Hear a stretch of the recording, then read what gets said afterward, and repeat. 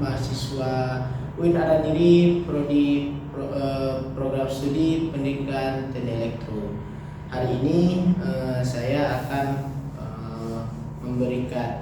men-sharing sedikit ilmu yang saya dapatkan dari perkuliahan saya tentang Arduino. Nah, untuk kali ini sesinya itu sesi daring. Nah, untuk itu materi yang saya bawakan ini bisa sebagai sebagai pembelajaran untuk sebagai penambahan ilmu kepada kawan-kawan semuanya. Baik, langsung saja. Untuk materinya itu kita menjelaskan tentang Arduino. Nah, menurut kawan-kawan semuanya, Arduino itu apa? Fungsinya apa? Kemudian bentuk fisiknya seperti apa? Nah, Arduino ini sebuah teknologi yang bagaimana perangkat ini digunakan dalam kehidupan sehari-hari. Nah, Arduino ini adalah papan sirkuit terbuka, kemudian sangat populer di kalangan penggemar teknologi. Karena kenapa? Dengan microcontroller yang kuat, Arduino memungkinkan pengguna atau pemakainya itu membuat berbagai proyek inovatif dengan mudah. Sebagai contoh itu kita bisa membuat sebuah sensor cahaya, sebuah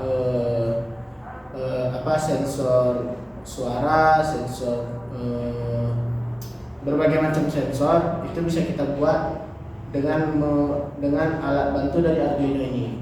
Jadi dia sistemnya itu ketika kita memberikan perintah melalui coding itu kita berikan perintah dan kita masukkan ke dalam Arduino, kita sambungkan dengan Arduino. Nanti dia akan memproses dan outputnya apa, misalnya kayak tadi sensor cahaya. Nah, jadi nanti outputnya itu ada di sensor cahaya dan LED. Jadi nanti begitu ketika cahayanya redup atau cahayanya masuk ke dalam sensor cahaya tadi, dia akan lampunya akan mati.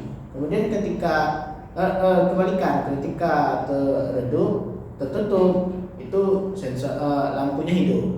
Tapi ketika kita buka, terkena cahaya, itu lampunya akan mati. Nah, kemudian sejarah Arduino ini populer itu atau diperkenalkan itu pada tahun 2005. Kemudian Arduino ini telah berkembang menjadi sebuah platform, baik itu sebagai inovasi maupun sebagai proses pembelajaran, dan hasil dari kolaborasi antara para desainer dan pengembangan membuat teknologi lebih aksesibel atau lebih aksesibel itu seperti lebih minimalis, dia lebih kecil makin oke. Kemudian ada komponen utama dari Arduino, terdiri dari beberapa komponen penting seperti microcontroller, input output PINS, dan port USB. Kemudian bahasa pemrograman seperti tadi perkodingan. Di dalam Arduino itu ada bahasa pemrograman C++ yang sederhana yang biasa dipakai. Kemudian bisa juga dengan menggunakan IDE Arduino. Nah, pengguna atau pemakai dapat dengan mudah menulis dan mengupload kode-kode tersebut untuk mengendalikan atau memberikan perintah kepada perangkat yang terhubung. Kemudian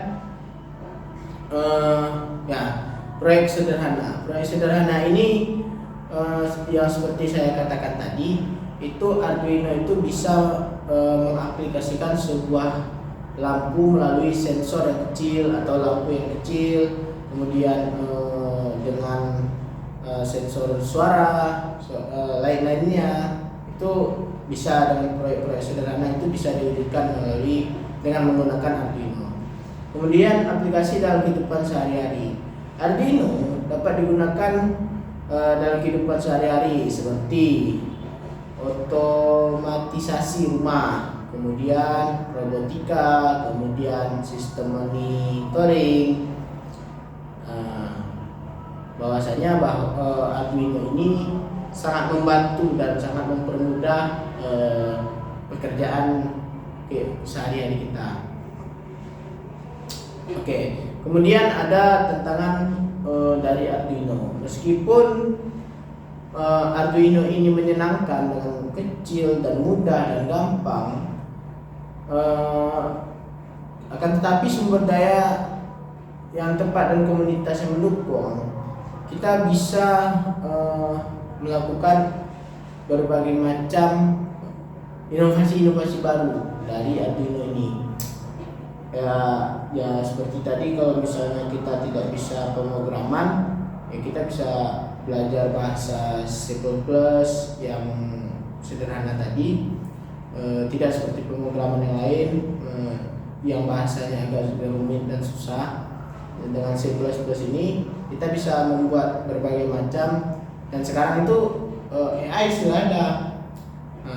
Jadi dengan kita memanfaatkan AI, kita ketik saja situ perkodingan atau bahasa C++ untuk coding Arduino sensor cahaya, itu akan muncul, akan muncul ya. Dan terakhir, kesimpulan yang akan saya berikan,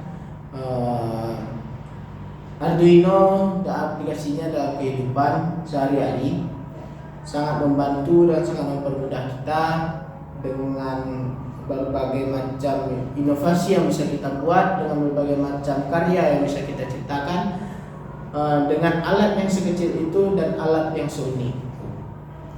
Baik, cukup sekian untuk pemaparan materi yang bisa saya sampaikan. Saya harap kawan-kawan bisa mengerti, bisa memahami apa yang saya sampaikan. Kemudian jika ada memang pertanyaan atau hal-hal yang ingin kita diskusikan, boleh hubungi saya, boleh japri saya, atau boleh memberikan komentar kepada saya. Saya akhiri, lebih dan kurang saya mohon maaf. Assalamualaikum warahmatullahi wabarakatuh.